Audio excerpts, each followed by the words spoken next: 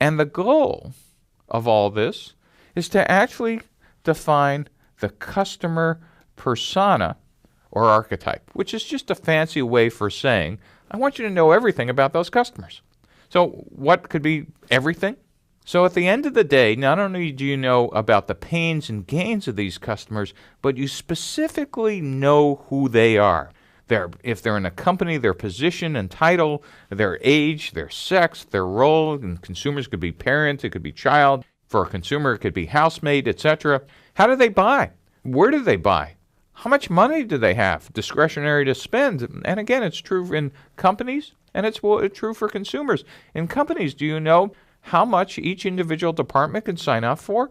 That is, if you've priced your product $1 too high, sometimes it requires the next level of management to sign off.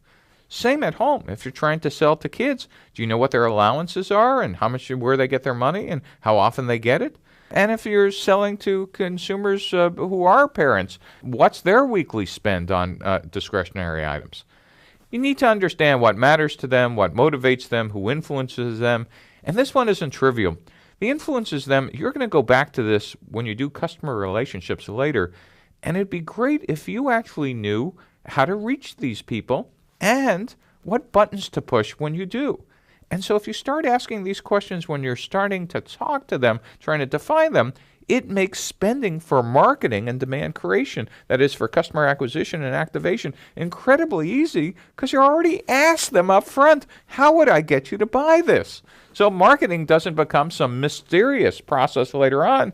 Customers already told you, oh, this is how I buy, and this is how much I spend, and here's who I listen to when I want to make a purchase. As I said earlier, to me the goal is actually for you to know enough to confidently go up to a whiteboard and draw the day in the life of a customer.